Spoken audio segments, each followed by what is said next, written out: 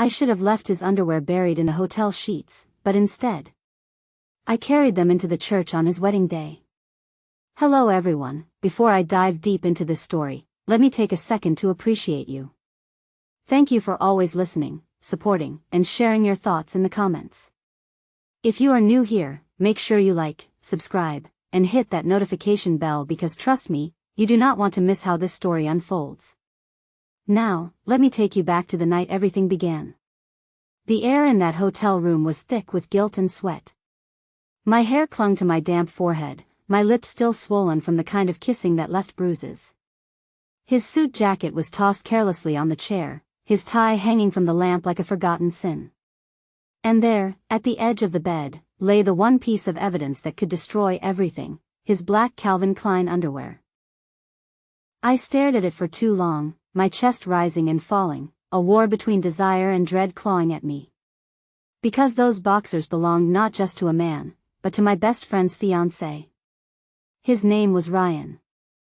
My best friend, Allison, had been planning her wedding for over a year. I had helped her pick out her dress, tasted the cake samples, even held her hand when she cried about the stress of planning.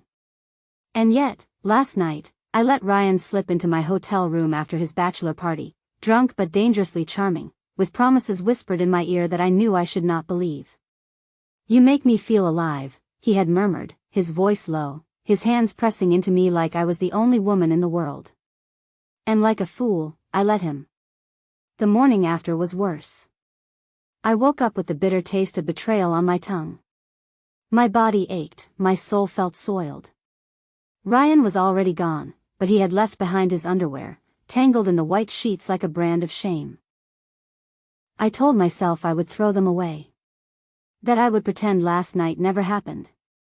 That I would smile for Allison at the altar and bury my guilt where no one could see. But fate, it seems, does not forgive so easily. By the time the wedding day arrived, I still had those underwear folded in my purse. It was reckless. Maybe even insane. But some part of me could not let it go. Some part of me wanted Ryan to look me in the eye, to see the reminder of what we had done, and realize the weight of the secret we carried. The church was beautiful that morning. Stained glass windows spilled colors across the floor like spilled wine. The air smelled faintly of roses and polished wood. Guests filled the pews, whispering and smiling, dressed in shades of celebration. And then I saw him. Ryan. Standing at the altar in his black tuxedo, his hair slicked back, his jaw tense. He looked every bit the perfect groom. But when his eyes met mine across the room, there was a flicker. Brief, sharp, unmistakable. Guilt. My pulse hammered in my throat. I wanted to scream. I wanted to run. But instead, I walked down the aisle, not in a wedding gown, but in a crimson dress that made me feel both powerful and damned.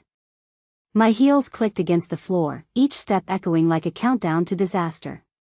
When I reached him, I slipped my hand into my purse and curled my fingers around the soft fabric. My lips curved in a faint, bitter smile. "You forgot something," I whispered as I brushed past him, sliding the underwear into his pocket with a discreet motion. His face went pale. Allison, radiant in her lace gown, appeared moments later, glowing with joy that cut me like glass. She looked at Ryan as if he was her entire world. And I stood there, fighting tears, knowing that only he and I were bound by the knowledge of what had happened just hours before. Throughout the ceremony, his hand trembled as he held hers. He fumbled his vows, stammering like a guilty man. And every time his eyes darted toward me, my chest tightened. Was I cruel for giving him back that underwear here, on this day, in front of God, family, and friends? Maybe. But part of me wanted him to feel the weight of his betrayal the same way I felt it crushing me. Because the truth is, I had not simply slept with Ryan out of weakness. No. A part of me wanted him. Desired him. Maybe even loved him. And now, standing in that church, I realized something terrifying. Last night was not an accident. It was the beginning of something I could no longer control. The priest's voice rang out, blessing the union. If anyone here knows of a reason these two should not be joined in holy matrimony, speak now or forever hold your peace. Silence filled the church. My heart thundered. Ryan looked at me, his jaw clenched, his chest heaving. I could see the panic in his eyes, the way he silently begged me not to say anything. And for a second, I almost did. I almost opened my mouth and destroyed everything. But then I caught Allison's gaze, her eyes shining with tears of happiness, and my throat closed. I stayed silent. The words followed. The kiss. The applause. And just like that, Allison and Ryan were husband and wife. But as the crowd cheered, Ryan's pocket held a secret. A piece of fabric that tied us together in the worst way possible. And I knew, this was far from over. The reception was a blur of champagne flutes, laughter, and clinking silverware. Everyone looked so blissfully unaware, and yet, every time my eyes found Ryan's, I felt the undercurrent of panic. He avoided me like a plague, but not well enough. His glances kept drifting in my direction, nervous and restless, as though the piece of fabric hidden in his tuxedo pocket was burning through the fabric. I sipped my wine, pretending to be part of the celebration. Allison twirled on the dance floor, radiant in her gown, her veil bouncing as Ryan spun her around. She looked beautiful, fragile, innocent. My stomach twisted into knots.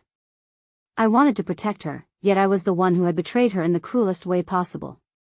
Ryan's hand slid across her back as he leaned down to kiss her temple, but when his eyes flicked toward me, the kiss felt like a lie. My pulse raced. That one night had chained us together, and I knew it was only a matter of time before the weight of it crushed one of us. Later, when the guests grew rowdy, I stepped outside to catch my breath. The cool night air wrapped around me, carrying the faint hum of music from inside the hall. I leaned against the stone railing, pressing a hand to my chest, willing my heart to calm. Then I heard footsteps. Ryan's voice was low, urgent. What the hell was that stunt in the church?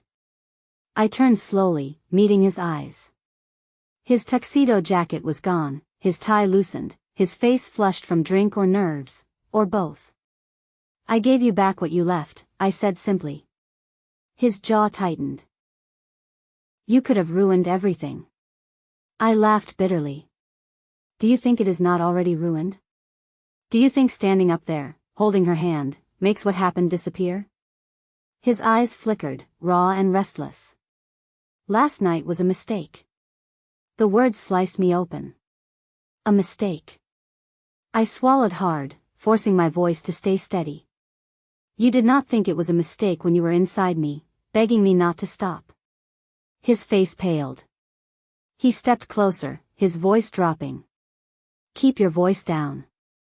I leaned in, my lips close enough that he could feel my breath. You wanted me. And I wanted you.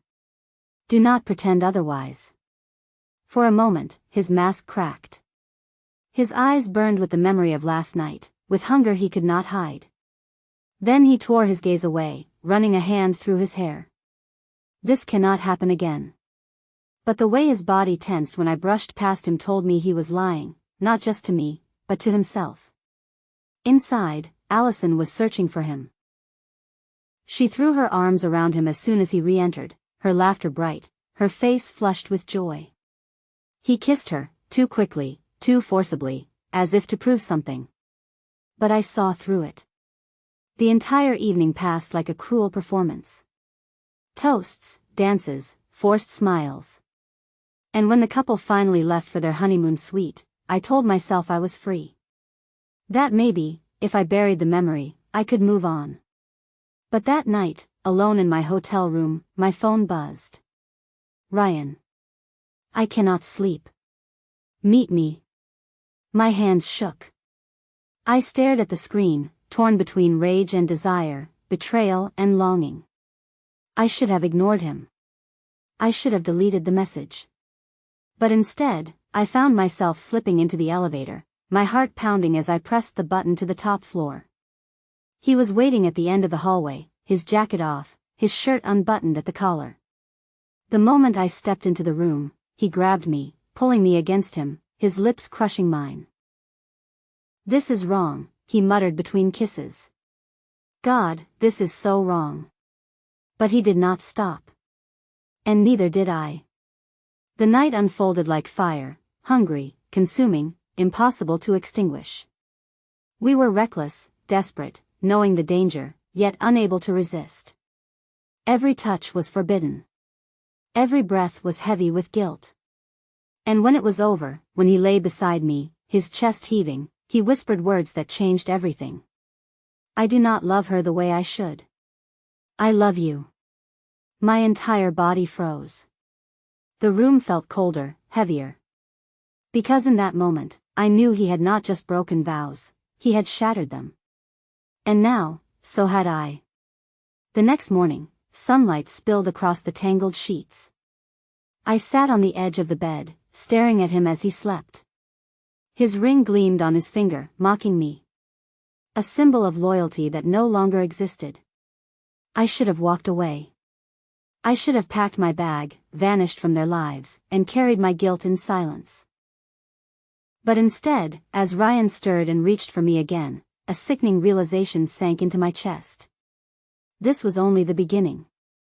I and Ryan given again, and he confesses feelings for me, turning one night of betrayal into a dangerous, ongoing affair. The guilt grew heavier with every passing day. After the wedding, Ryan and Allison left for their honeymoon in Hawaii. I thought the distance would give me room to breathe, room to forget. But it did not. Because my phone kept lighting up with messages I should never have read. "I cannot stop thinking about you. I dreamt about last night. I need to see you again when we are back." Each text pulled me deeper into the pit I swore I would climb out of. And against my better judgment, I responded.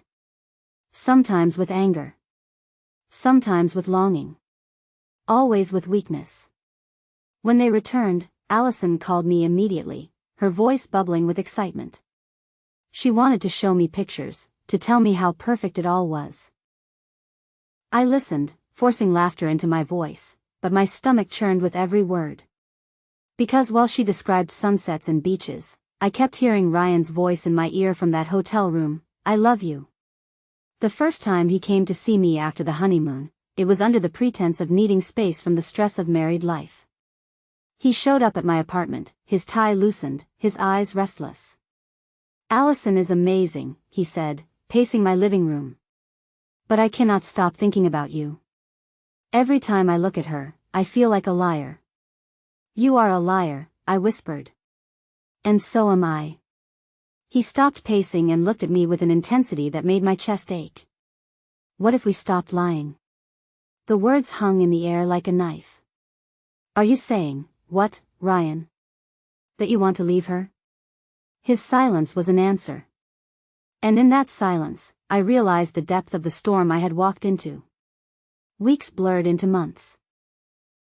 We saw each other in stolen moments, whispered in shadows, met in places where no one would recognize us.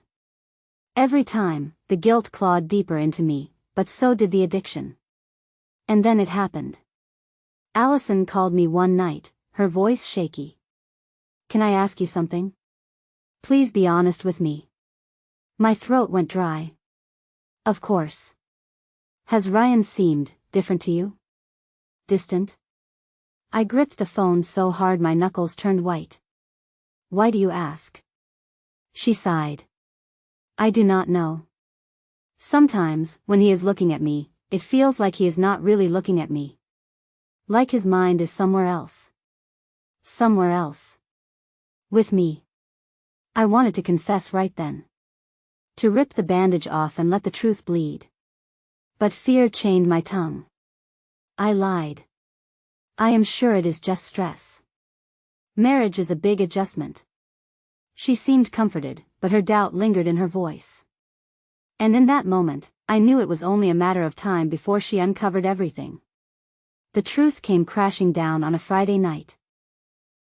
I was at Ryan's apartment, an apartment he secretly rented so we could meet without suspicion. We were tangled in sheets when the sound of keys rattled at the door. Ryan's face went pale. "No. No, she does not, she cannot."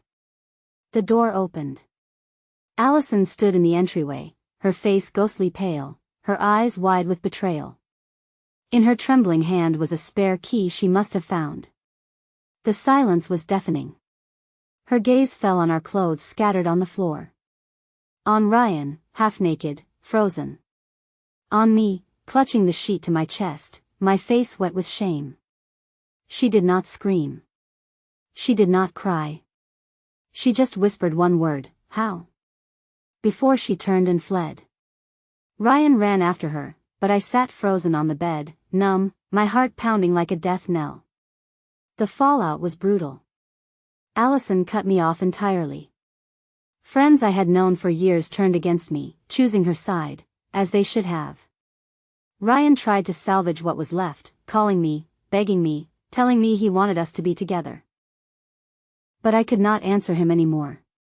Because when I saw the look in Allison's eyes that night, I realized something horrifying. I had destroyed the one person who had loved me unconditionally. And for what? A man who could not even keep a promise to the woman he married. A man who would betray her, betray me, betray anyone, as long as desire whispered in his ear. Months later, I stood alone at a cafe, watching Allison across the street. She was with friends, laughing, slowly piecing her life back together. Ryan was nowhere in sight. I wanted to cross the street, to beg for forgiveness, to tell her I had made the worst mistake of my life. But I stayed where I was. Because some sins cannot be undone. Some betrayals are final. And mine had cost me everything. If you have made it this far, thank you for listening to my story. Betrayal is like fire, it burns everything in its path, including the one who started it. I lost a friend, I lost respect, and I lost myself. Do not let lust blind you the way it blinded me. Do not gamble with the people who truly love you, because once trust is broken, it never comes back the same. If this story shook you, please like, share, and comment your thoughts. And do not forget to subscribe for more real, raw, and unfiltered stories like this one. Because the truth is, sometimes the hardest stories to tell are the ones we need to hear the most.